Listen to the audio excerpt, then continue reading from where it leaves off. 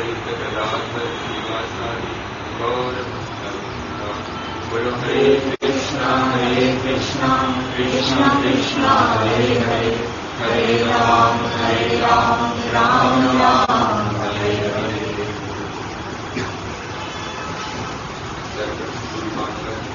नित्य लीला प्रविष्ट ओम विष्णुपाद अष्टो श्रीमद भक्ति विज्ञान भारती महाराज एवं नित्य लीला प्रविष्ट ओम विष्णुपाद अष्टो श्रीमद भक्ति वेदांत नारायण गोस्वामी महाराज जी के श्री चरण कमलों में अनंत कोटि दंड प्रणाम ज्ञापन करता हूँ। समस्त रूपानुरूपों के श्री चरण कमलों में अनंत कोटि दंड प्रणाम ज्ञापन करता हूँ। लोकनाथ गोस्वामी जी के चरण कमलों में अनंत कोटि दंड प्रणाम ज्ञापन करता हूँ और श्री परमात्मा के चरणों में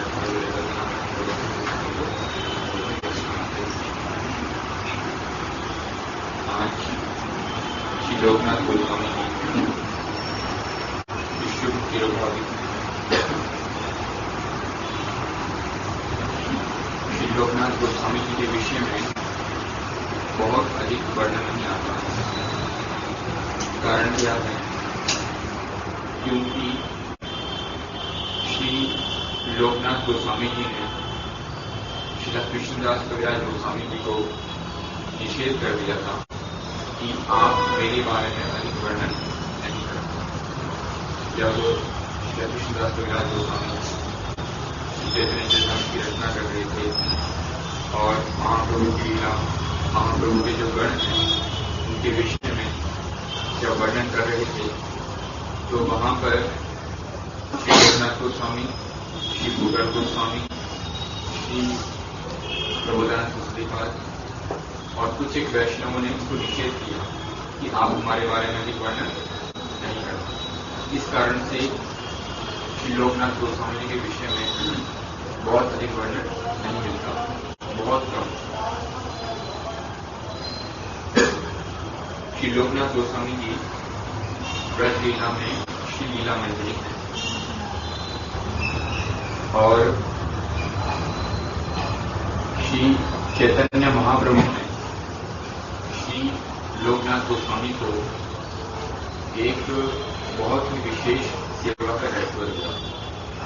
जब श्री लोकनाथ गोस्वामी जी की श्रीमद् महाप्रभु से भेंट हुई, महाप्रभु के उन्होंने दर्शन किए, तो श्री चैतन्य महाप्रभु ने उस समय पर संन्यास नहीं लिया था और महाप्रभु ने कहा कि मैं अभी निकट भविष्य में संन्यास लेने वाला हूं, आप क्या करो, आप और श्री भूगर्भ गोस्वामी आप दोनों कहां चले जाओ, वृंदावन चले जाओ और वहां पर जाकर के वहां की जो लीला स्थलियां हैं श्री श्री राधा कृष्ण की जो लीला स्थलियां हैं, आप क्या करो, उनको प्रकाशित करो, ब्रजमंडल को प्रकाशित करो।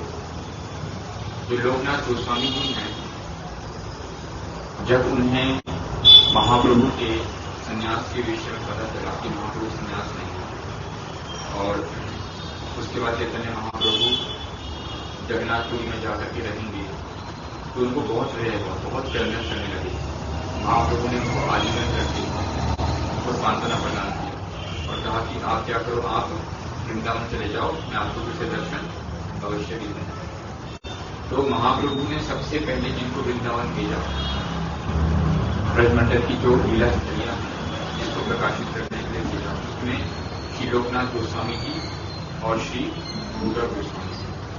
सर्वप्रथम इन दो वैष्णवों को ही महाप्रभु ने ब्रज में भेजा और लोकनाथ गोस्वामी जी ने ऐसा वर्णन आता है कि लगभग 300 से अधिक जो ब्रज की जो लीला स्थली है, जैसे यहाँ पे राधा कृष्ण की कौन कौन सी अलग अलग लीलाएं की उनको प्रकाशित किया, किंतु उन्होंने क्योंकि वो प्रतिष्ठा से बहुत दूर रहते थे, इसलिए उन्होंने कुछ भी अपने नाम से प्रकाशित नहीं किया। यद्यपि उन्होंने ब्रजमंडल के बहुत सारे स्थानों को प्रकाशित किया। जैसा भी है, श्री लोकनाथ गोस्वामी जी को जब वृंदावन में संवाद प्राप्त हुआ कि चैतन्य महाप्रभु ने संन्यास ले लिया है और संन्यास लेकर के वो कहाँ गए हैं, जगन्नाथपुरी में गए हैं और इसके बाद वो कहाँ जाएंगे, दक्षिण भारत में जाएंगे।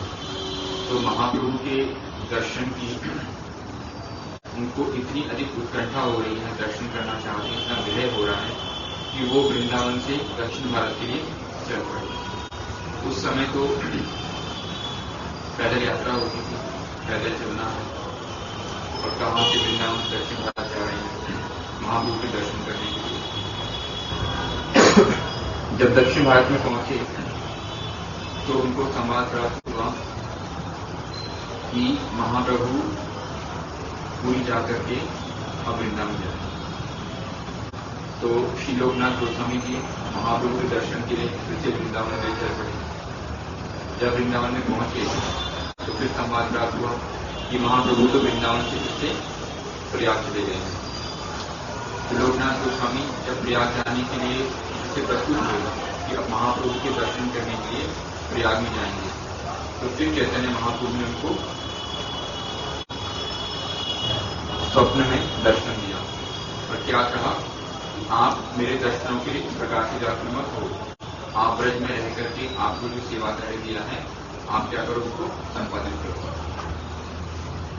तो फिर लोकनाथ गोस्वामी ब्रज में ही रह गए और ब्रज में ही जैसे कि हम षट गोस्वामी के विषय में श्रवण करते हैं, उसी प्रकार से श्री लोकनाथ गोस्वामी भी वो कोई कुटिया बना करके भजन नहीं करते थे। कभी किसी वृक्ष के नीचे, कभी किसी वृक्ष के नीचे, और मधुकरी करते थे, भिक्षा करते थे। एक समय श्री लोकनाथ गोस्वामी जी ब्रजमंडल में ही कबीरवन के अंतर्गत आएगा जो ग्राम जो कबीरवन, वहां पे भजन कर रहे थे। तो तभी एक बालक उनके पास में आया और आकर के एक पेड़ है राधा विनोद जी, उनको देकर के चले गए। जब लोकनाथ गोस्वामी जी ने पेड़ को देखा तो मन में विचार किया, इतने सुंदर विग्रह छोटे से ठाकुर जी राधा विनोद जी ये यहाँ पर कैसे आ गए। तो ठाकुर जी ने फिर उनको स्वप्न में कहा कि मुझे यहाँ पर लेकर के कौन आएगा, मैं स्वयं चल करके आया। मैं बहुत समय से यहाँ पर जो किशोरी कुंड है उसमें बहुत समय से रह रहा था। अब तुम क्या करो, मुझे क्या करो, तुम भोग लगाओ। तो फिर लोकनाथ गोस्वामी जी ने भिक्षा किया, बंधन किया, ठाकुर जी को भोग लगाया। इस प्रकार से ठाकुर जी की वो सेवा करने लगे। और ठाकुर जी के उन्होंने कोई मंदिर का निर्माण नहीं किया। छोटे से ठाकुर जी राधा विनोद अभी जयपुर में है, विनोदी लाल के नाम से जो मंदिर है। तो जो राधा विनोद छोटे से ठाकुर जी ने उनको अपने पक्षस्थल में एक जैसे गोली मार किया करते थे, ठाकुर जी को उसी में डाल करके ही सब समय भ्रमण करते थे। इस प्रकार से वो क्या करते, ठाकुर जी की सेवा करते थे। और लोकनाथ गोस्वामी जी उनके प्रमुख शिष्य हुए नरोत्तम दास ठाकुर जी। लोकनाथ गोस्वामी जी ने एक प्रण लिया था कि वो कभी भी क्या करेंगे, किसी को शिष्य के रूप में वर्ण नहीं करेंगे, किसी को अपना शिष्य नहीं बनाएंगे। क्योंकि एक तो प्रतिष्ठा से वैसे बहुत दूर रहते हैं, प्रतिष्ठा से उसमें दूर नहीं, और बहुत एक दीन है। इसके विचार किया मैं क्या करूं, कभी भी किसी को शिष्य नहीं बनाऊंगा। किंतु नरोत्तम दास ठाकुर जी उन्होंने श्री लोकनाथ गोस्वामी को क्या किया, उनको मन ही मन उनको अपने गुरु के रूप में वर्ण कर दिया। जो लोकनाथ गोस्वामी ही कौन होंगे, मेरे गुरु होंगे। किंतु लोकनाथ गोस्वामी ने प्रण लिया था किसी को शिष्य नहीं बनाऊंगा। नरोत्तम दास ठाकुर जी ने उनसे प्रार्थना किया, बहुत बार प्रार्थना किया, क्योंकि लोकनाथ गोस्वामी ने उनको निषेध कर दिया कि मैं किसी को शिष्य नहीं बनाऊंगा। किंतु नरोत्तम दास ठाकुर जी ने फिर क्या किया, उनकी सेवा किया। किस प्रकार से, जैसे कि हम गुरुवर्गों से सुनते हैं कि लोकनाथ गोस्वामी जहां पर शौच करने के लिए, मल त्याग करने के लिए जाते थे, जिस स्थान पे, नरोत्तम दास ठाकुर जी आधी रात्रि में उस स्थान पे जाकर के वहां से उस मल को हटा करके उस स्थान को पूरा साफ करके वहाँ पे झाड़ू लगा करके और पास में ही मिट्टी को छान करके रख देते थे और एक पात्र में पानी भर करके वहाँ पे रख देंगे। तो इस प्रकार से बहुत दिनों तक इस प्रकार से उन्होंने सेवा की। श्री लोकनाथ गोस्वामी जी विचार करने लगे कि जहाँ पर मैं प्रतिदिन शौच करने के लिए आता हूँ, स्थान की सफाई कौन करता है। तो एक समय रात्रि में वो पास में ही एक झाड़ी के पीछे छिप गए और वहां पर अपना हरिनाम करने लगे। जब रात्रि में देखा कि नरोत्तम दास ठाकुर जी क्या करें वहां पर स्थान में आकर के स्थान की सफाई कर रहे हैं, तो लोकनाथ गोस्वामी ने पूछा कि आप कौन है। तो उन्होंने कहा कि मैं नरोत्तम दास ठाकुर जी हैं, वो बहुत बड़े राज परिवार से थे। जब देखा कि इतने बड़े राजकुमार होकर के इस प्रकार की कुछ सेवा कर रहे हैं तो उनका हृदय पिघल गया। तो उन्होंने फिर क्या किया कि नरोत्तम दास ठाकुर जी का उन्होंने शिष्य के रूप में वर्णन किया। जैसा कि गुरु महाराज जी सब समय अधिकांश रूप से एक बात को बोला करते थे कि कृपा की प्राप्ति किस प्रकार से हो।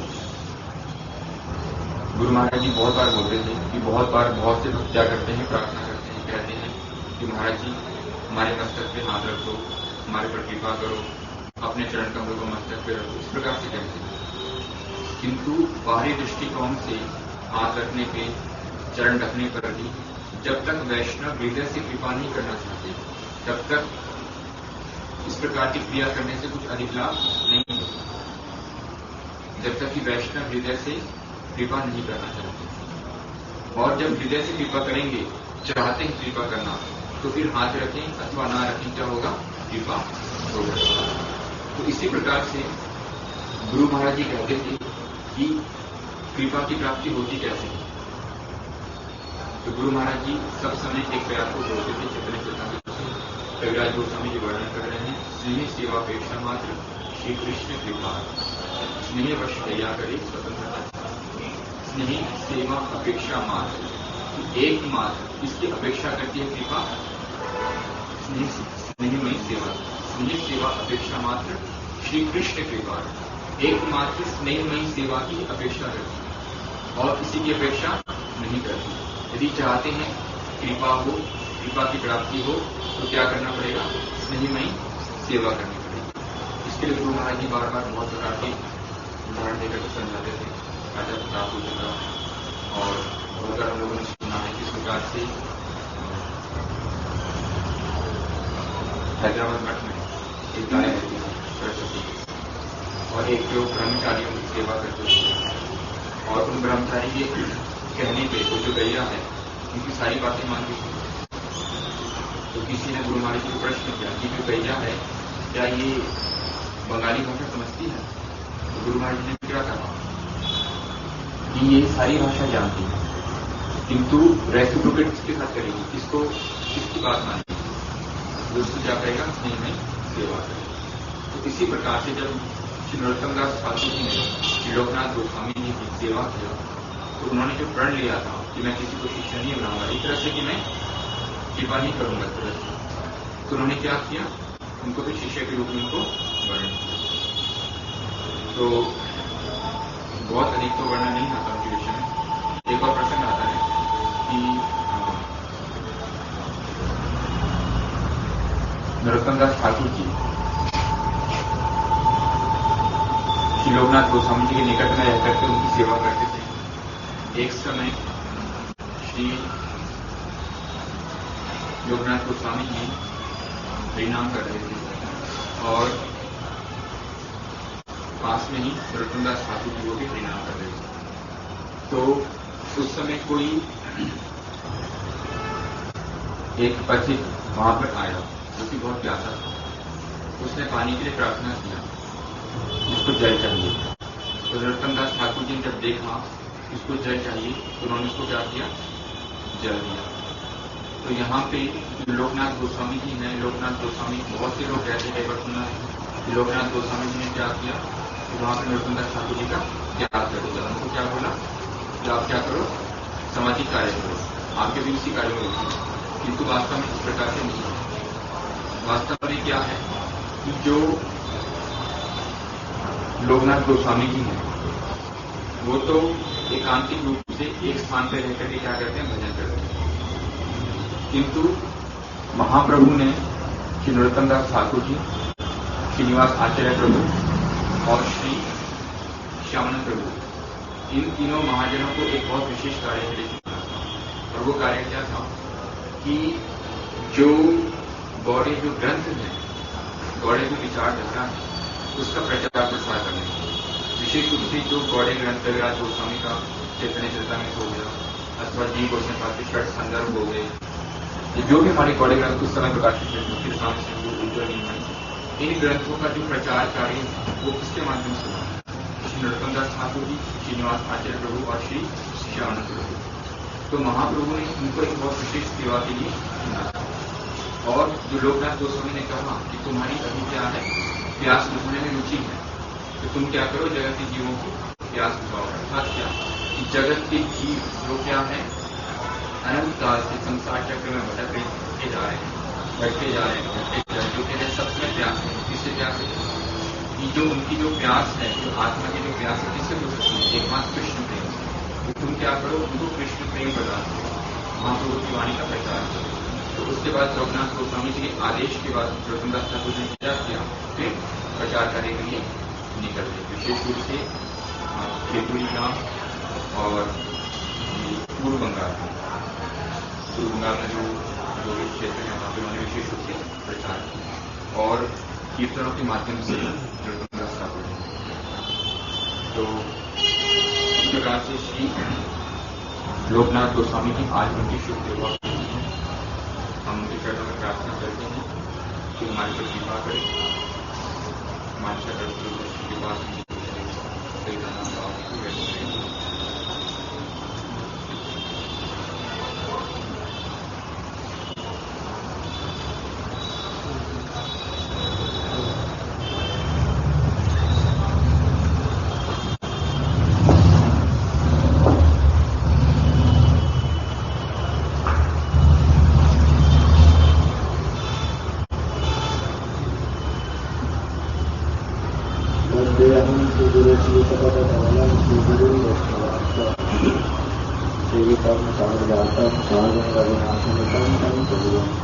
सदेतं सावधूतं परिजन सहितं Krishna Chaitanyadev Shri Ramakrishna करुणासिंह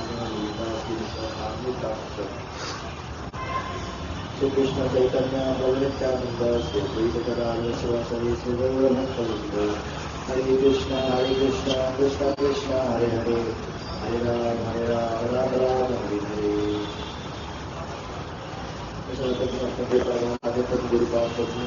Nicola Busto Vishnapada Sri Krishna Satyam Srati Vishnapada Nicola Busto Vishnapada Sri Krishna Nicola Raya Vishnapada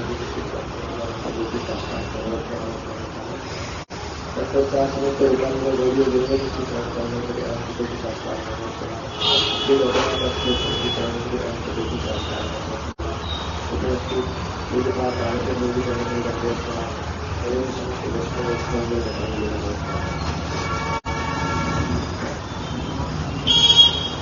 इसी का पूरा सम्मान करें। आज की घटना का हम लोगों ने इस बात थोड़ी सी सहयोग किए कि किस प्रकार जो लोकनाथ गोस्वामी और गुरु गोस्वामी ये दोनों प्रथम गौरी वैष्णव जिन्होंने श्री वृंदावन धाम में बनाते थे, शिवन चैतन्य महाप्रभु के निर्देश आदेश से। तो उनके विषय में श्रवण कर रहे हैं अनेक दृष्टिकोण से। हमारे गुरु महाराज जी बड़े विशेष चीज को समझाते थे। उनके जो शिष्य श्री नरोत्तम दास ठाकुर के कीर्तन के माध्यम से गुरु जी कहते हैं कि हम लोग जो श्रवण करते हैं, हमारे जो गुरु तत्व है वो गुरु तो अखंड है। अर्थात गुरुदेव जो है वो कोई व्यक्ति विशेष नहीं, अर्थात किसी व्यक्ति ही हमारे गुरुदेव है। गुरुदेव गुरु तत्व, इसलिए उसको कहा था अखंड गुरु तत्व। नित्यानंद से लेकर के हमारे गुरुदेव तक संदेश का है अखंड। इस प्रकार श्री नरोत्तम दास ठाकुर जी ने अपने कीर्तन के माध्यम से उसको अच्छे से बताया है। श्री रघुनाथ ठाकुर जी लिखते हैं अपने कीर्तन में, कभी लोकनाथ मोरे संगे लैया जावे, सिर पैर पाद बदले मोरे समर्पित। अर्थात कब मेरे दीक्षा गुरु पाद जो लोकनाथ गोस्वामी वो मुझे लेकर के स्वयं ही श्री रूप गोस्वामी पाद जी के चरण कमल में समर्पित करें। तो इससे क्या क्योंकि हम लोग तो संक्रमण करते हैं कि क्या करेंगे, गुरुदेव के आनुगत्य में ही राधा कृष्ण जब सेवा करेंगे, गुरुदेव के आनुगत्य में ही हमको सिद्धि प्राप्त होगी। तो फिर यहाँ श्री रघुनाथ ठाकुर जी इस प्रकार का क्यों कीर्तन में वर्णन कर रहे हैं कि मेरे जो दीक्षा गुरु है वो भी मुझे लेकर श्री रूप गोस्वामी पाद के चरणों में समर्पित करें। तो इससे क्या है, क्या वो गुरुदेव मुझे लेकर किसी और के चरणों में समर्पित कर रहे कह नहीं। वास्तविक रूप में अगर देखने जाए तो क्या है, एक ही है गुरु तत्व। क्या है, जिन वस्तु को श्री लोकनाथ दास गोस्वामी मुझे प्रदान करें उस सेवा को श्री रूप गोस्वामी पाद मुझे अधिक मात्रा में प्रदान करें। इसीलिए श्री लोकनाथ दास गोस्वामी मुझे लेकर क्या करेंगे, मेरे गुरुदेव जो श्री रूप गोस्वामी पाद उनके चरण में समर्पित करेंगे। उसी प्रकार रूप गोस्वामी पाद मुझे लेकर के श्री ललिता सखी के चरण में समर्पित करेंगे। उसी प्रकार ललिता सखी को मुझे लेकर के राधा का स्वामी करेंगे। तो इस प्रकार क्या है, अलग अलग व्यक्ति विशेष रूप से बाह्य रूप से प्रकाशित होने पर ही वास्तविक रूप में वो क्या है, एक ही है। इस प्रकार हम लोग अनेक उदाहरण के माध्यम से देख सकते हैं कि कैसे जो श्री श्री श्यामानंद प्रभु जी हैं, जिनकी दीक्षा गुरु है कौन, श्री हृदय चैतन्य, मुझे क्या करें, हृदय चैतन्य उनको स्वयं लेकर के श्री जीव गोस्वामी पाद के चरणों में समर्पित करके आए ताकि जीव गोस्वामी पाद को क्या करेंगे, उच्चतर चरणों में नियुक्त करेंगे, आगे लेकर के पहुंचाएंगे। तो इस प्रकार गुरु जी हमारे बताते थे कि कैसे श्री रघुनाथ ठाकुर जी इस अपने कीर्तन के माध्यम से यह जो बात को अच्छी तरह से प्रमाणित करें। और फिर दोबारा एक जो रूप गोस्वामी पाद की कीर्तन है जिसमें रघुनाथ ठाकुर जी कह रहे श्री रूप को मंजरी बदल सही मोर संपदा, सही मोर भजन पूजन, सही जपा सही तपा, रूप गोस्वामी पाद के चरण में सब कुछ निछावर करें।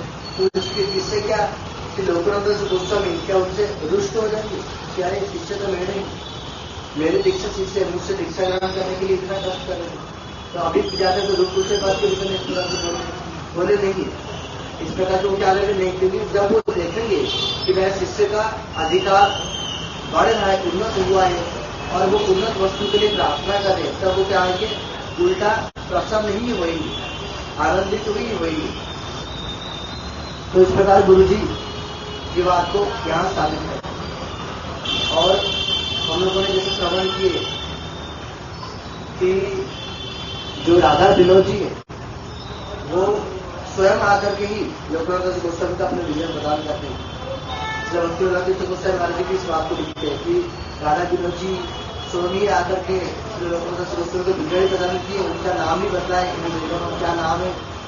तो गुरु जी उसको बदलाते थे, जैसे प्राय कहीं गुरु जी बताते थे कि क्या है, यद्यपि विग्रह वही थे अनेक समय से, और अनेक ऐसा नहीं कि और कोई आए नहीं, अनेक सारे पुरुष भी आए होंगे, किंतु विशेष रूप से जैसे हम लोग सुनते हैं श्री गोपाल जी ने कब से प्रतीक्षा करेंगे कि कभी माधव आशी बोले करिए सेवा, कब मेरे जो परम भक्त माधवेंद्र गोपाल जी आएंगे और मेरे सेवा करेंगे।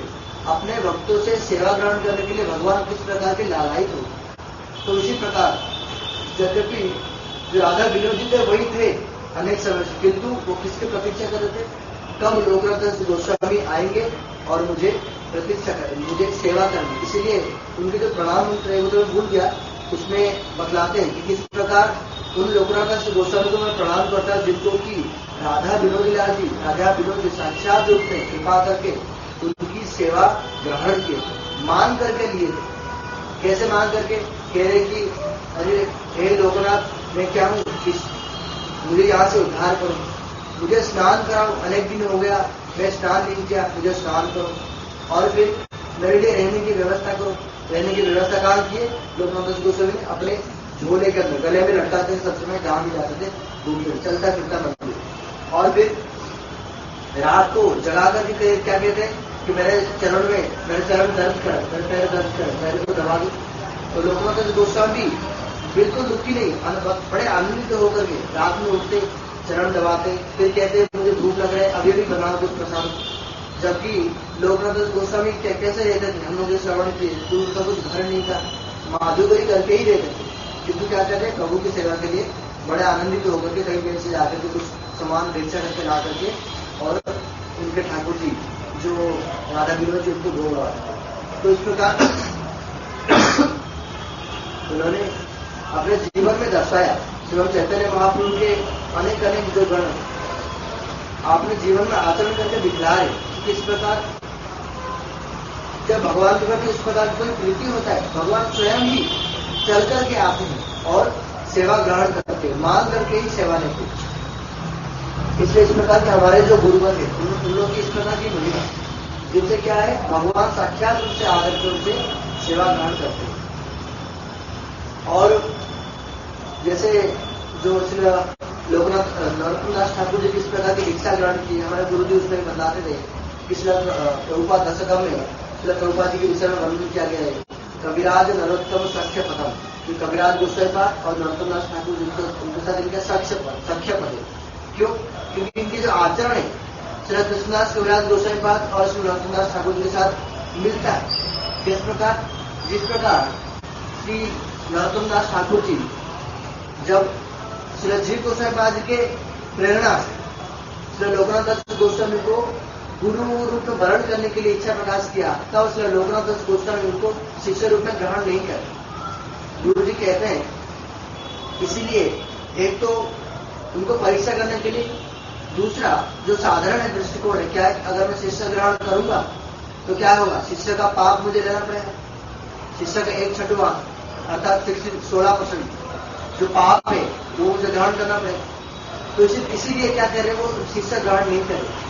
किंतु अगर इसको अगर समझा जाए अच्छे से, क्या वास्तविक रूप में लोकनाथ दास गोस्वामी का इतनी कम योग्यता है, वो पाप लेने से डर रहे। जिन महापुरुष वो क्या करते हैं, जिनके विषय में लिखा गया ब्रह्मांड तारीख शक्ति भरे जने जने, और फिर क्या करते हैं वो स्वयं ही आकर के अनेक अनेक लोगों को धारण करते हैं, तो वो पाप लेने के लिए डर रहे हैं। ये तो एक साधारण दृष्टिकोण। वास्तविक रूप में क्या है, जगत को शिक्षा देने के लिए कोई अनाधिकारी व्यक्ति क्या करनी चाहिए, शिष्य के लोभ में शिष्य ग्रहण नहीं करनी चाहिए। जैसे हम लोग अभी श्रवण करें शुरू हुए गुंडीचर मंदिर मार्जन लीला रहस्य में, गुंडीचर मंदिर मार्जन के विषय में महाप्रभु क्या कह रहे हैं, मुझे जगन्नाथ ठाकुर जी के मंदिर में मेरे चरण भिजवा दिया, ये तो मेरा अपराध हो गया भगवान के मंदिर में। तो वास्तविक में चैतन्य महाप्रभु स्वयं ही भगवान, उनका क्या अपराध होगा। किंतु शिक्षा देने के लिए कोई अनाधिकारी व्यक्ति इस प्रकार का आचरण ना करे तो क्या कर रहे हैं, सब जगत को शिक्षा दे रहे। उसी प्रकार लोकनाथ दास गोस्वामी जगत को शिक्षा दे रहे। कोई अनाधिकारी व्यक्ति शिष्य के लोभ से, क्योंकि नरोत्तम दास ठाकुर जी कौन थे, बहुत बड़े घर के पुत्र थे, राजकुमार थे, बहुत धनी थे। इसलिए क्या कर रहे, एक तो दिखा रहे कि तुम तो बड़े राजकुमार हो, अगर शिष्य अगर ग्रहण किया मुझे आप गुरु के रूप में स्वीकार कर भी पाएंगे, नहीं कर पाएंगे, अपराध होगा आपका। एक तो ये भावना है। ऊपर से क्या है कि सारा जगत को शिक्षा देने के लिए क्या है कि कोई जो अनधिकारी व्यक्ति है वो इस प्रकार कोई चेष्टा ना करे शिष्य लोग से, धन लोग से, प्रतिष्ठा के लोग से। इसलिए कह रहे क्या मैं शिक्षा ग्रहण नहीं करूंगा। क्यों? क्योंकि मुझे 1/6 पाप लगेगा, पाप मुझे ग्रहण करना पड़ेगा। अगर ऐसा था तो बाद में फिर क्यों ग्रहण थे? क्योंकि बाद में क्या है, जब उसमें गुरु जी बताते कि किस प्रकार सेवा से मजबूत हो जाते, जैसे भगवान भी सेवा से मजबूत हो जाते, तो उसी प्रकार उनके जो भक्त हैं वो भी सेवा से मजबूत हो जाते, जो अपना संकल्प है वो संकल्प को तोड़ देते। जैसे श्री गौर के साथ जवाहर महाराज जी की कृष्ण प्रभुपाद जी के साथ की, कि उन्होंने भी संकल्प लिया था मैं कभी शिक्षा ग्रहण नहीं करूंगा, किंतु श्री प्रभुपाद जी जब ऐसे एक निष्ठ हो गए, नहीं मैं उसे ही उनको ही गुरु में वर्ण करूंगा, नहीं तो मैं क्या करूंगा, प्राण त्याग करूंगा। तब क्या करेंगे, गुरु भी अपना संकल्प को त्याग करेंगे। तो इस प्रकार जो शरणागत भक्त होते हैं, जो सेवक होते वास्तविक रूप में, उस सेवक के लिए भगवान भी जिस प्रकार संकल्प को तोड़ देते, उसी प्रकार उनके जो भक्त है वो भी अपने सेवकों के लिए संकल्प को तोड़ देते। अनेक उदाहरण हम लोग श्रवण करते, कैसे श्री कृष्ण ने अपना जो संकल्प है कि मैं महाभारत युद्ध में अस्त्र नहीं उठाऊंगा, वो अपना संकल्प तोड़ लेते अपने भक्तों का मान रक्षा करने के लिए। तो इस प्रकार कृष्ण के भक्तों में भी इस प्रकार का भावना जो भक्त वत्सलता ये भी दिखाई पड़ता है। तो इस प्रकार के अनेक अनेक रूप से श्री लोकनाथ दास गोस्वामी, यद्यपि उनके विषय में बहुत अधिक वर्णन नहीं आता, क्योंकि क्या है, जो प्रतिष्ठा की भय से उन्होंने क्या किया, अपना जो महिमा वो क्या जगत में प्रकाशित ना हो, मैं अपना महिमा तो नहीं, प्रतिष्ठा की मेरा लोग महावान आते, इसलिए क्या किए, श्री विश्वास गोस्वामी बात को निषेध करने, तो क्या करके आप हमारे विषय में वर्णन नहीं करेंगे। तो फिर क्या जो गोस्वामी और श्री रघुनाथ गोस्वामी पास इन लोगों ने तो निषेध किए, तो इसकी क्या अर्थ है कि उनके प्रतिष्ठा के अर्थ है, इस प्रकार तो है नहीं। तो इसमें भी उस प्रकार का अगर समझेंगे, जैसे सुखदेव गोस्वामी पाद जी अपने विषय में अपना महिमा अपना मुख में ही बोल रहे हैं कि देखो मैं कैसा था, परमेश्वर का अभी निर्गुण बोलता हूँ श्लोक में, तो जो क्या है, जो निर्गुण ब्रह्म में अत्यंत स्थिर था, जो ज्ञानी लोग जिसके लिए प्रार्थना कर रहे हैं, मैं तो उसको प्राप्त ही कर चुका था। तो अपने महिमा को वर्णन करने की क्या आवश्यकता है, ताकि क्या है, जगत को शिक्षा प्राप्त हो, जगत के लोगों का कल्याण हो। इसीलिए हमारा जो गुरुवर्ग अलग अलग दृष्टिकोण हो सकता है। श्री लोकनाथ गोस्वामी पाद जगत को शिक्षा देने के लिए वो क्या कर रहे हैं, प्रतिष्ठा के भय से दिखाई पड़ रहा है बाह्य रूप से कि अपना महिमा को वर्णन नहीं करे। उसी दूसरे दृष्टिकोण में श्री गुरु गोस्वामी पाद, रघुनाथ गोस्वामी पाद, नरोत्तम दास ठाकुर जी, अनेक अनेक जो गुरुवर्ग है, वो लोग क्या करे, अपना महिमा को महिमा प्रकाशित होने में कोई किसी को निषेध नहीं करे, इसीलिए ताकि जगत के लोगों का कल्याण हो। इसीलिए भावना दोनों का ही है हृदय में कि जगत के लोगों का हृदय क्या हो, कल्याण हो, किंतु कोई एक पार्ट तो निभाता है, कोई दूसरा पार्ट तो निभाता है। इसलिए वास्तविक रूप में गुरुवर्ग का जो भी कोई क्रिया है बाह्य रूप से दिखलाई पड़ सकता है। जैसे हमारे गुरु जी रोजगार की एनर्जी के जो प्रस्ताव में लिखते हैं कि जो हमारे जो अलग अलग गुरुवर्ग है उनका बाह्य रूप में जो क्रिया है वो अलग अलग हो, बाहिक आचरण बाहिक व्यवहार अलग अलग हो सकता है। कभी भी ऐसा लग सकता है कि आचरण थोड़ा विरोधाभास लग रहा है, किंतु जो उनकी भावना है सब में एक ही है कि क्या हो, भगवान का जो वाणी, भगवान का जो महिमा वो प्रचारित हो और जगत जीवों का कल्याण। तो इस प्रकार अनेक अनेक माध्यम से हमारे गुरुवर क्या करते हैं, हमको शिक्षा देते हैं। तो आज भी लोकनाथ दास गोस्वामी के शुभ दिनवार की हम उनके चरण में प्रार्थना करते हैं ताकि वो हमें कृपा करें। वांछा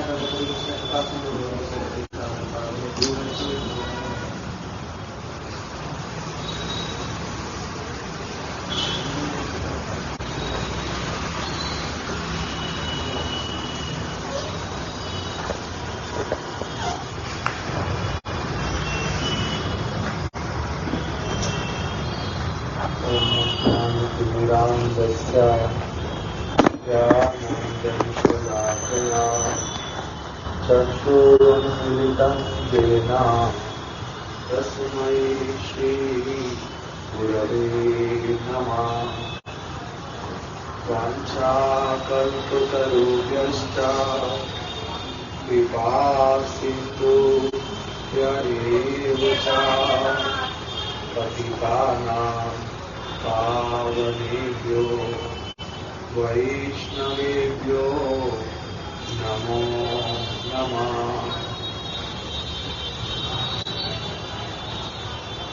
नमो महावदन्याय कृष्ण प्रेम प्रदायते कृष्णाय कृष्ण चैतन्य नामिने गौराकृषे नमः।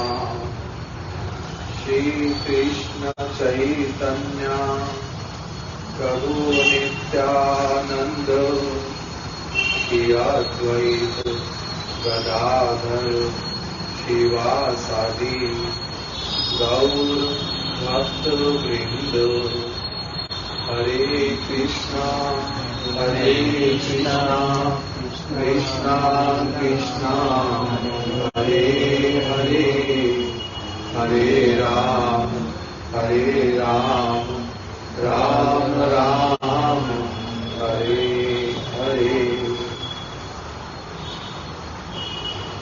अभी हम लोगों ने श्री लोकनाथ गोस्वामी जी के विषय में श्री कान्हव किशोर प्रभु जी और श्रीपाद रमणी मोहन प्रभु, इन दोनों से हम लोगों ने श्री लोकनाथ गोस्वामी जी की महिमा को श्रवण किया। बड़ी अच्छी तरह से उन्होंने हम लोगों को श्री लोकनाथ गोस्वामी जी का जो वैशिष्ट है उसको श्रवण करवाया। आज लोकनाथ गोस्वामी जी की कौन सी वाली तिथि है? सभी लोग बोलो। तिरोभाव। श्री लोकनाथ गोस्वामी जी इस स्थान पर वास करते थे। महाप्रभु ने उनको कहाँ पर भेजा था? वृंदावन धाम में, ब्रज मंडल में।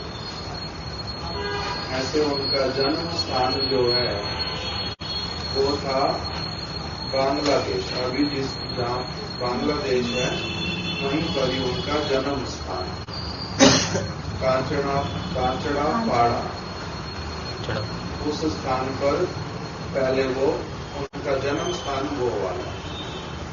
बाद में फिर वहां से किसी और स्थान पर तालखड़ी ग्राम, वहां पर आ गए, जशोहर जिले में। जशोहर जिला अभी भी है वहां पर ये वाला गांव भी है पड़ा, तालखड़ी ग्राम। वहां पर लोकनाथ गोस्वामी जी का स्मृति चिन्ह इत्यादि भी है। हमारे भक्त लोग नवद्वीप धाम परिक्रमा का जब वो सेवा कार्य कर रहे थे तब वहां पर वो लोग सभी स्थानों पर गए। वहां का सब जो इतिहास वो भी इकट्ठा करके लाए थे और वहां के कुछ सभी स्थानों के चित्र भी, फोटो भी खींच करके लाए थे। तो जैसा भी हो, पहले रहते थे कहाँ पर? जशोहर जिला, उसके अंतर्गत तालखड़ी ग्राम। श्री चैतन्य महाप्रभु का उनको संग प्राप्त हो गया। महाप्रभु के ही परिकर ब्रज लीला में अभी हमने जैसे श्रवण किया, लीला मंजरी। श्री लोकनाथ गोस्वामी जी ब्रज मंडल के अंतर्गत कौन है? ब्रज लीला में, कृष्ण जी ब्रज लीला में, उनका नाम क्या है? लीला मंजरी। और रहते थे, महाप्रभु ने अपना आविर्भाव जन्म ग्रहण किया श्रीराम मायापुर में। और उनके और जो ब्रज के परिकर गण नित्यानंद प्रभु ने, जैसे नित्यानंद प्रभु का कहाँ पर जन्म हुआ? एक चक्रा ग्राम में। रूप गोस्वामी सनातन गोस्वामी जी का अन्य एक स्थान पर, गोपाल भट्ट गोस्वामी जी का, श्री प्रबोधानंद सरस्वती जी का एक अन्य स्थान पर। इसी प्रकार से श्री लोकनाथ गोस्वामी जी का भी मायापुर से बहुत दूर जन्म हुआ, किंतु वहां पर भी महाप्रभु का संग प्राप्त हो गया। और फिर वो नवद्वीप धाम में आ गए। कुछ समय के पश्चात अपना घर छोड़ दिया। मेरे को संसार का कोई काम नहीं करना है, मैं भगवान का भजन करूंगा। उनका शुद्ध रूप में भगवान का भजन करने का कामना उत्पन्न हुआ, इसीलिए नवद्वीप धाम में पहले आ गए। महाप्रभु उस समय नवद्वीप में ही थे। संन्यास महाप्रभु का भी नहीं हुआ था। लोकनाथ गोस्वामी जशोहर जिला से तालखड़ी ग्राम से चल करके पहले कहाँ पर आ गए? मायापुर। महाप्रभु के साथ में रहने का अवसर भी मिला। वहीं पर ही कुछ समय तक वास किया। फिर महाप्रभु ने उनको कहा मायापुर में ही कि आप यहीं से कहाँ पर चले जाइए? वृंदावन। उनके साथ में उनके चाचा जी थे, जिनका नाम था श्री भूगर्भ गोस्वामी। भूगर्भ गोस्वामी जी श्री लोकनाथ गोस्वामी जी के संबंध से चाचा जी लगते, इसलिए चाचा हम जो हो गए वो हो गए श्री भूगर्भ गोस्वामी, और जो उनके भतीजे वो हो गए श्री लोकनाथ गोस्वामी। ये दोनों ही घर से मायापुर में आए। मायापुर में महाप्रभु का संग प्राप्त किया। उनको उनके आदेश से दोनों वृंदावन में आ गए। इन दोनों का ही ब्रज लीला में स्वरूप बतलाया। अभी लोकनाथ गोस्वामी जी का सुना, वो ब्रज लीला में कौन है? लीला मंजरी। और इनका नाम है श्री भूगर्भ गोस्वामी का प्रेम मंजरी। ब्रज लीला में अर्थात श्रीमती राधा रानी की जो सेविकाएं, सखियां नहीं, सखियां जो हैं वो हैं ललिता, विशाखा, चित्रा, चंपक लता, सुखदेवी, रंग देवी और इंदुलेखा, तुंग विद्या इत्यादि। ये प्रधान अष्ट सखियां, और भी बहुत सारी सखियां हैं राधा रानी की। वो सारी सखियों के साथ में श्रीमती राधिका कृष्ण की अनेक प्रकार की सेवाएं करती। और जो एक है श्रीमती राधा रानी, जो कि श्री कृष्ण की सर्वाधिक प्रिय अष्ट सखी शिरोमणि श्री राधे श्री राधे। वो अष्ट सखियों में सबसे प्रधान है, सारी सखियों में ही प्रधान है। सारी सखियों में से सबसे प्रधान कौन है? ललिता सखी। वो भी श्रीमती राधा रानी की आराधना करती हैं, सेवा करती हैं। और ये हो गई सखियां। और फिर दूसरा क्या पर बतलाया वहां पर, जहां पर श्री कृष्ण श्रीमती राधा रानी और गोपियों के साथ में रहते हैं, मधुर रस के ही केवल भक्त, वहां पर कृष्ण ही एकमात्र पुरुष और समस्त गोपियों का समाज। वहां पर अन्य किसी का प्रवेश होता नहीं। कोई पुरुष शरीरधारी व्यक्ति उन लीलाओं में प्रवेश नहीं कर सकता। और वहीं पर ही श्रीमती राधा रानी है जो सबकी स्वामिनी है। और फिर उनकी सखियां हैं ललिता, विशाखा इत्यादि, जिनमें सबसे प्रधान है। फिर श्रीमती राधा रानी की और उनकी सखियों की दासियां हैं बहुत सारी। उन दासियों में सबसे प्रधान दासी जो है उनका नाम क्या है? श्री रूप मंजरी। ये दासियों में सर्व प्रधान है। और अनेक अनेक दासियां हैं। इनको शास्त्रीय भाषा में किंकरी भी कहते हैं, मंजरी भी कहते हैं। इसलिए जो रूप मंजरी, रति मंजरी, लवंग मंजरी, गुण मंजरी, अनेक अनेक वहां पर दासियां हैं। उन्हीं में से ये भी दो दासियां, एक का नाम प्रेम मंजरी और एक का नाम लीला मंजरी, ये सदैव ब्रज में राधा कृष्ण की गोपियों के आनुगत्य में, ललिता सखी जी के आनुगत्य में ये सभी सेवा करते। जो लोग लीला मंजरी और जो प्रेम मंजरी इत्यादि भी, ये भी सेवा करते हैं। किसके आनुगत्य में?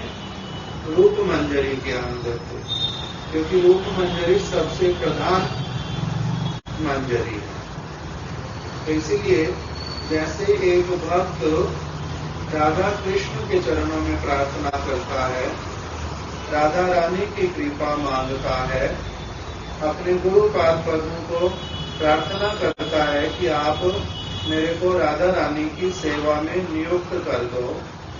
कभी प्रार्थना करता है मेरे को हे गुरुदेव ललिता विशाखा इत्यादि की सेवा मुझे कब प्राप्त होएगी, जैसे नरोत्तम दास ठाकुर जी ने ही लिखा, क्या कह करके एक कीर्तन में लिख दिया कि ललिता विशाखा आदि जतो सखी वृंद आज्ञा करीबो सेवा चरणार वृंद। मैं कब मेरा वो वाला परम सौभाग्यशाली दिन उदित होगा जब मैं ललिता सखी और विशाखा सखी, ललिता विशाखा आदि जतो सखी वृंद आज्ञा ही करीबो सेवा, मैं उनकी आज्ञा से राधा कृष्ण के चरणों की सेवा करूं। कभी श्री कृष्ण से वंदना कर प्रार्थना करते हैं। क्या प्रार्थना? जैसे रूप गोस्वामी जी ने किया। किसको प्रार्थना कर दी? कृष्ण के चरणों में। देव भवन तम वंदे मन मानस मधुकर अर्पया निज पद पंकज मकरंदे। इसीलिए कभी कृष्ण के चरणों में वंदना, कभी राधा रानी के चरणों में वंदना, कभी ललिता सखी विशाखा सखी के चरणों में वंदना, कभी रूप मंजरी के चरणों में वंदना, कभी अपने गुरु पाद पद्म के चरणों में वंदना।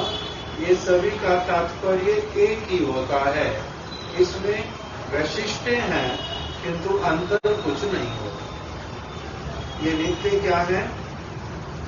दासियां हैं श्रीमती राधा रानी की। इसीलिए जब श्री कृष्ण चैतन्य महाप्रभु के रूप में एक विशेष लीला का आस्वादन करने के लिए और जगतवासियों को जो कृष्ण प्रेम उज्ज्वल उन्नत रस ये सब देने के लिए जब इस जगत में आए तो अपने अनेक अनेक परिकरों को भी तो साथ में लाए। उन्हीं में से श्रील लोकनाथ गोस्वामी जी भी एक विशेष प्रधान परिकर। और फिर क्या श्रवण किया कि महाप्रभु की आज्ञा से वृंदावन में आ गए, ब्रज में स्थान स्थान पर वास करने लगे। उन्होंने अनेक लीला स्थलियों को प्रकटित किया, किंतु नाम उनका विशेष सुनने में आता नहीं। क्यों? क्योंकि उन्होंने कविराज गोस्वामी को निषेध किया, मेरा नाम उल्लेख करना नहीं।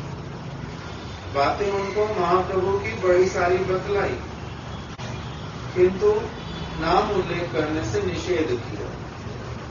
रघुनाथ दास गोस्वामी ने भी बहुत कुछ उनको सुनाया था, कविराज गोस्वामी ने, उन्होंने किंतु निषेध किया नहीं। इन्होंने निषेध किया और कुछ भक्तों ने भी निषेध किया, कुछ भक्तों ने निषेध नहीं भी किया। तो दोनों तरह के परिकर ही हैं महाप्रभु के। किसी किसी ने निषेध किया, किसी ने निषेध किया नहीं। इसमें उनका अपना कोई स्वतंत्र इच्छा नहीं है। महाप्रभु ने प्रेरणा दे करके जिसको जिस प्रकार से जिनके माध्यम से जगतवासियों को जो शिक्षा देना चाहते थे, क्योंकि शिक्षा के बहुत सारे पहलू होते हैं। शिक्षा का एक पहलू, दो पहलू, चार पहलू होते नहीं। जब सेवा करते हैं, जो सेवा करता है उसको किस किस परिस्थितियों से होकर के गुजरना पड़ता है, क्या क्या चीजें उसके मार्ग में बाधा बनती हैं और कौन कौन सी चीजें उसको आगे लेकर के जाती हैं, कब कैसा करना चाहिए। इसलिए अलग अलग गुरु वर्ग के माध्यम से महाप्रभु ने उसी वस्तु को जगत में स्थापित करके रखा। एक अवस्था तक साधकों को क्या होता है? कनक कामिनी प्रतिष्ठा भागिनी, घर छूट गया, साधु संग हुआ। हम लोग तो इनकी तरह सोच भी नहीं सकते रहने की। इसलिए श्रील प्रभुपाद भक्ति सिद्धांत सरस्वती ठाकुर, वो हमारे लिए एक बहुत महामूल्यवान मणि, बद्ध जीवों के लिए। कहाँ लोकनाथ गोस्वामी, रूप गोस्वामी, सनातन गोस्वामी, इनका अगर जीवन सुनो तो कभी भी स्वप्न में भी मेरे जैसा व्यक्ति तो सोच भी नहीं सकता कि ऐसे वाला जीवन जो है वो यापन करना संभव है। अभी भी नहीं लगता। कहाँ पेड़ों के नीचे एक रात भी नहीं रह सकते, वो भी अकेले, खाने का भी कोई वस्तु नहीं, रहने का चिंता, सांप आएगा ना कि बिच्छू आएगा ना कुत्ता आसपास में आएगा, किस प्रकार का तो बात ही मन में आ जाता है। उनके जैसा रहना संभवतर है कोई, बड़ा कठिन, सोच भी नहीं सकते हम लोग। सारी सुविधाएं प्रभुपाद जी के आश्रित जनों ने, हमारे गुरुवर्ग ने हम लोगों को ना जाने किस प्रकार की सुविधाएं दे रखी हैं, तब भी भजन करने का जो चित्त वृत्ति वो आता ही नहीं। सब कुछ है पड़ा, कोई कमी नहीं है। काम करके भी, बहुत परिश्रम करके भी जो चीजें नहीं मिल सकती वो सारी भी उपलब्ध हो गई। सब कुछ मिलता है किंतु तब भी भजन नहीं कर पाते। और इन लोगों का, क्योंकि ये भगवान के परिकर हैं, इनको खाने की, पीने की, ये शरीर के स्तर पर है ही नहीं बिल्कुल भी, इसलिए उनका भजन इत्यादि वो बिल्कुल अलग है। और हम लोगों का बिल्कुल अलग, क्योंकि हम लोग कौन है? बद्ध जीव। हम लोगों का आइडेंटिटी जो है वो क्या है? ये शरीर। किसी के साथ ही हम लोग आइडेंटिफाई करते हैं अपने आप को। उनका किंतु वो अलग स्तर पे है, अलग भूमिका वाले हैं। इसीलिए उनके माध्यम से ही महाप्रभु ने, उनको ये सारी चीजें सताती नहीं है। खाना, रहना, वस्त्र इत्यादि, किसी ने सम्मान किया, किसी ने नहीं किया, उनको शुद्ध बुद्धि नहीं है जगत की किसी चीज की। जैसे श्रीमती राधा रानी ने बोल दिया, देश स्मृति नहीं जार, आगे देश स्मृति नहीं जार, विषय रूप कहाँ कार। जिनको देह की स्मृति ही रहती नहीं, देह को ही भूल जाते हैं।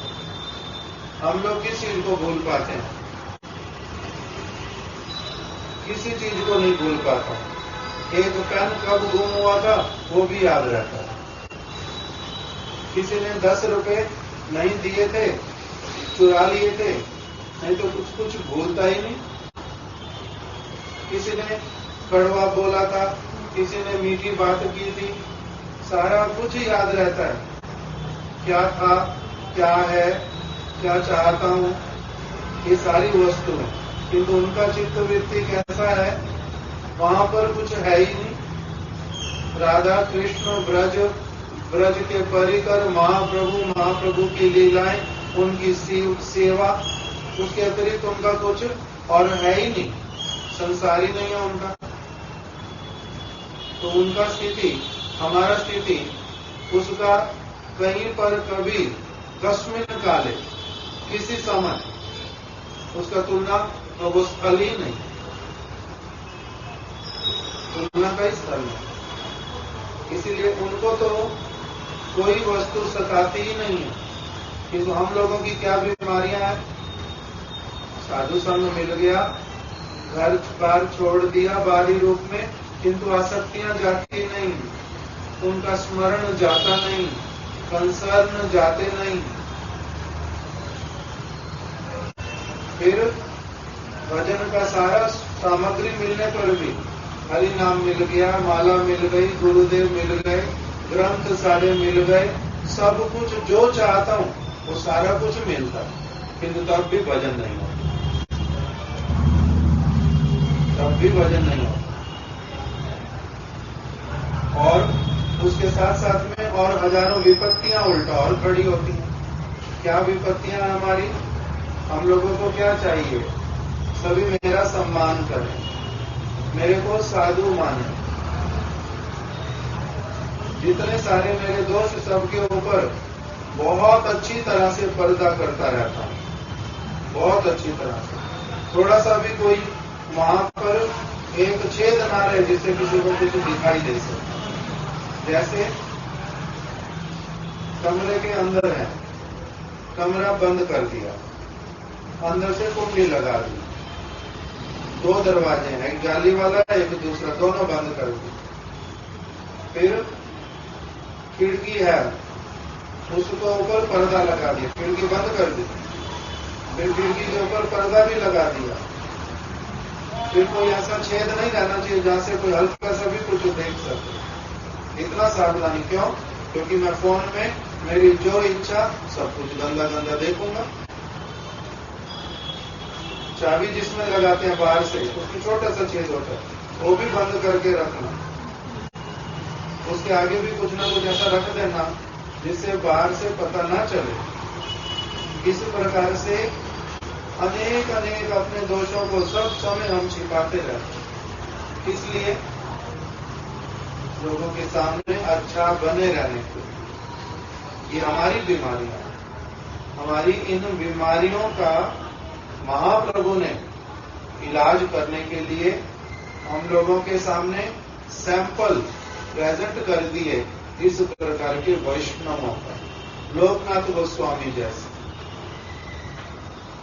ये किस प्रकार का जीवन होना चाहिए। इन सारी, एक तो हो गया मेरे को सारे दुष्ट कार्य छोड़ने, कुछ भी नहीं है छिपाने वाला, हजारों लोग हैं देखने वाले, मैं केवल मात्र पागल बिल्ली जैसा बनता हूं, अपनी आंखें बंद कर ली, मेरे को कोई नहीं देखा।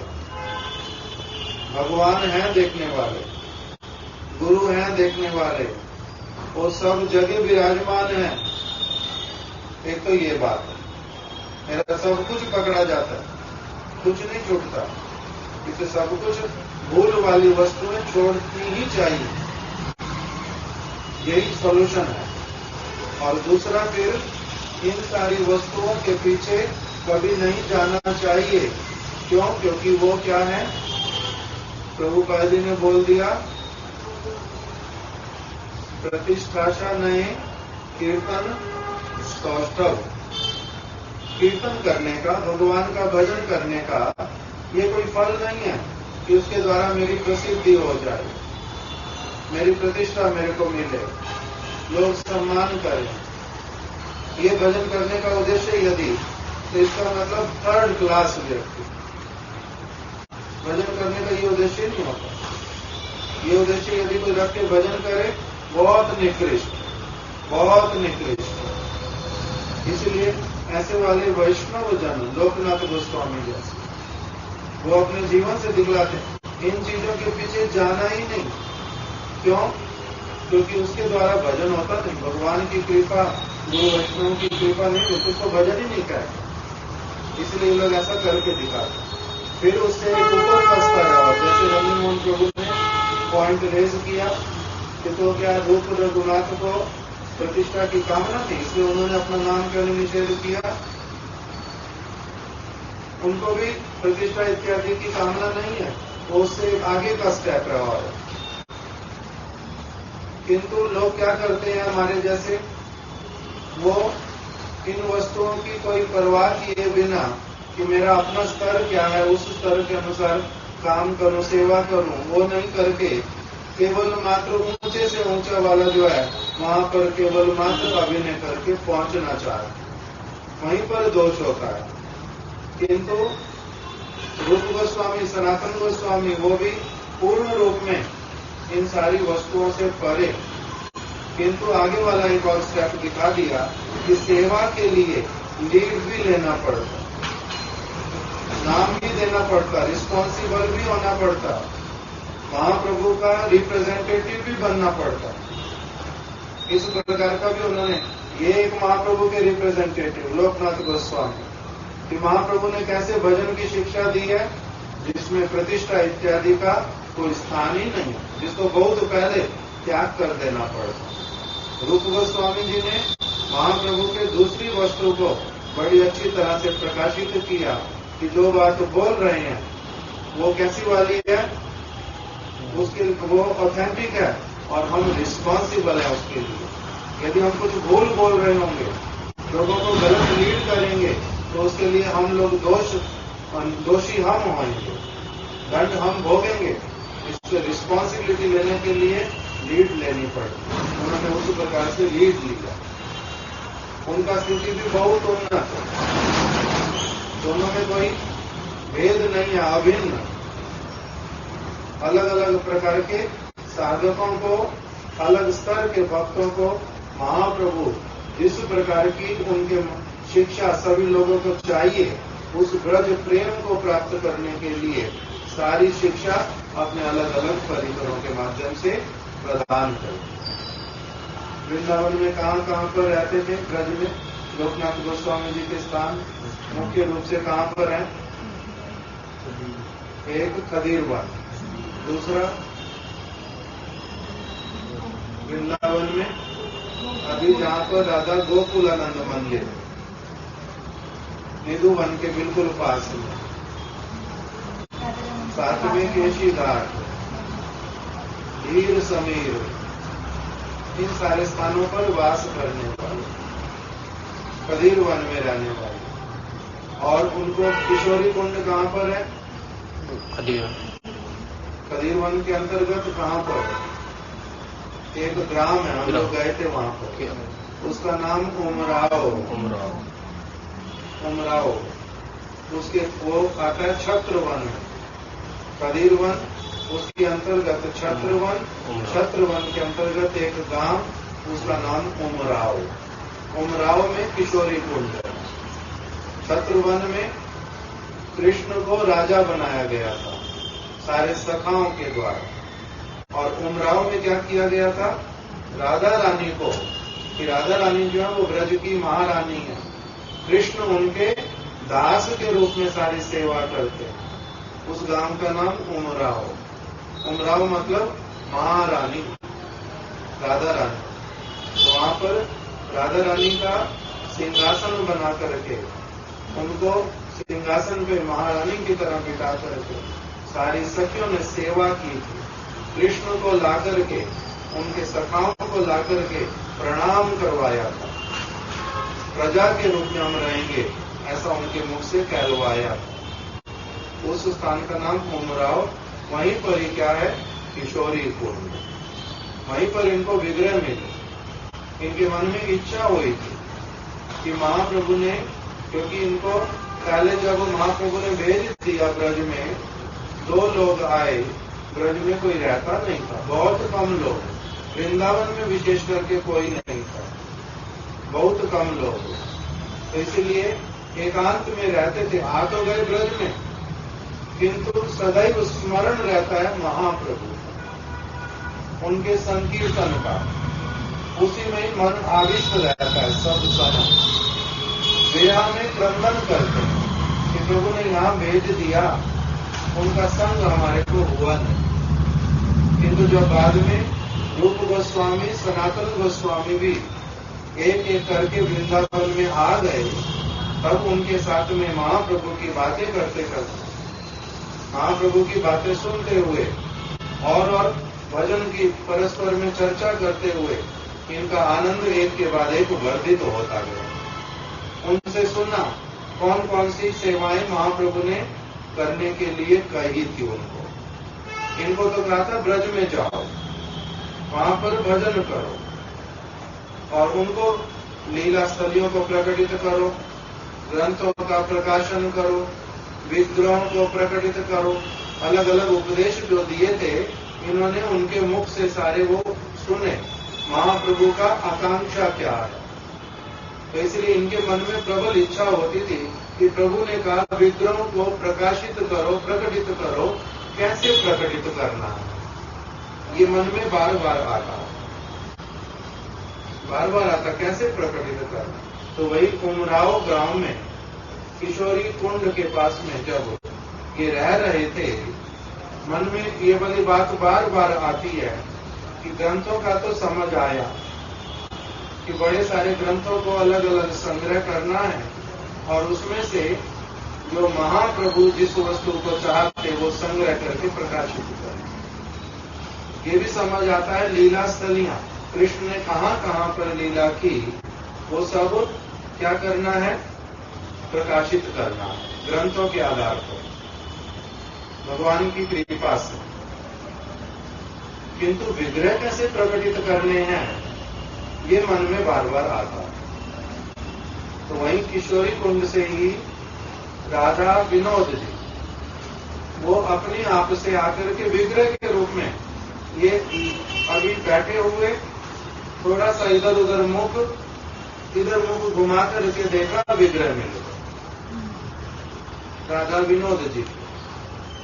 तब आनंद तो बहुत हुआ, उनको देख करके गोद में एकदम से ले लिया और फिर चिंता करने लगे यहां पर रख के कौन गया, मेरे को तो आहट मिली नहीं, किसी ने कुछ कहा भी नहीं, पता भी चला नहीं। जब इस प्रकार से सब चिंता करते रहे तब राधा विनोद जी ने उनको बोला कि कौन लाएगा हम लोगों को, हम स्वयं ही आए, भूख लगी है बहुत अच्छे से, इसीलिए जितना शीघ्र क्या करो हमारे लिए भोग का व्यवस्था करो। तब इन्होंने भोग निवेदन इत्यादि किया और उनके लिए पुष्प शैया बनाते, उसी पे उनको विश्राम कराते, उनके चरणों को अपने हाथों से पलोट देते थे। बड़े प्रेम से विग्रह का कैसे सेवा करना होता है। महाप्रभु ने विग्रह प्रकटित करने के लिए कहा किस प्रकार के कैसी सेवा होनी चाहिए, वो इस प्रकार का भी इन्होंने परम विरक्त संत होने पर भी, सर्वत्र भ्रमण करने पर भी अपने साथ में विग्रहों को सब समय साथ में रख लेते, झोले में झोला बना लिया, झोले में लेकर के चलते हैं। जैसे हम लोगों की माला झोली लटकती है, ऐसे ही उनके विग्रह उनके साथ साथ में चलते हैं। अभी उनके वो विग्रह वृंदावन में राधा गोकुलानंद मंदिर बड़े प्रेम से सेवा करते, उनका समाधि मंदिर भी वहीं पर। इस प्रकार का उन्होंने विग्रह का सेवा भी करके दिखलाया। उनका भोग राग इत्यादि स्वयं करते। रूप गोस्वामी सनातन गोस्वामी के साथ में परम आनंद को प्राप्त करते। सनातन गोस्वामी जी ने अपने 2 ग्रंथों में लोकनाथ गोस्वामी जी की स्तुति की, वंदना किया, साधारण बात नहीं है। सनातन गोस्वामी महाप्रभु के साक्षात शिष्य के रूप में स्वीकृत है और इनको भी क्या कहा जाता है, महाप्रभु के साक्षात शिष्य अथवा पार्षद। साक्षात शिष्य मतलब मंत्र बलि ना दिया हो, किंतु ऐसे ऐसे सारे उपदेश इनको दिए, इन्होंने पूर्ण रूप में उनको गुरु के रूप में आत्मसात किया और महाप्रभु ने भी इनको पूर्ण रूप में अपना सद शिष्य के रूप में स्वीकार किया। सनातन गोस्वामी जी ने इनका नाम उल्लेख किया, वंदना की, क्या कह करके, वृंदावन प्रियान वंदे श्री गोविंद पदाश्रितान श्रीमद काशीश्वरम लोकनाथम श्री कृष्ण दासम। उनके 2 ग्रंथ हैं। हरि भक्ति विलास में भी उन्होंने मंगलाचरण में इनका नाम लिया। मंगलाचरण में किसका नाम लेते हैं, अपने इष्ट देव का, श्रेष्ठ श्रेष्ठ वैष्णवों का, और जो बड़े शुद्ध भक्त उनका मंगलाचरण में नाम उल्लेख करते हैं। इसलिए इनका नाम सनातन गोस्वामी जी ने हरि भक्ति विलास के मंगलाचरण में दिया। और उनका दूसरा ग्रंथ है वैष्णव तोषणी, भागवत का 10वें स्कंद, उसकी टीका लिखी, उसका नाम है वैष्णव तोषणी। उसमें भी लोकनाथ गोस्वामी का उन्होंने नाम उल्लेख करके स्तुति किया। क्या कहा, श्रीमद काशीश्वरम लोकनाथम श्री कृष्ण दासम, कि मैं श्रीमद लोकनाथ आदि की वंदना करता हूं। इन्होंने जिस प्रकार से महाप्रभु के हृदय के भावों को लेकर के सारा जीवन यापन किया, ये मेरे लिए क्या है? ये वंदनीय। इस प्रकार से इनका वंदना किया। ये कुछ एक बातें उनके विषय में आज थोड़ी सी श्रील भक्ति वल्लभ तीर्थ गोस्वामी महाराज जी के ग्रंथ गौर पार्षदावली में से नोट की थी कुछ। ये ब्रजवासी इनके प्रति बड़े निष्ठा युक्त, इनकी जहां जहां रहते थे, छोटे छोटे गांवों में, मथुरा में, कभी गोवर्धन में, राधा कुंड के आसपास कुछ कुछ स्थान थे जहां पर लोग रहते भी थे, वो सभी इनके प्रति बड़े श्रद्धा युक्त और इनको कुटिया बना करके देना चाहते, वस्तुएं देना चाहते, किंतु ये किसी वस्तु का संग्रह नहीं करते। सेवा उपयोगी द्रव्यों को छोड़कर कुछ भी ग्रहण नहीं करते। इस प्रकार का भी इन्होंने अपना जीवन से शिक्षा दिया कि वैष्णव यदि किसी का बनने का कामना, तो वो क्या करेगा? सेवा उपयोगी वस्तुओं के अतिरिक्त और किसी वस्तु के संग्रह में नहीं जाएगा।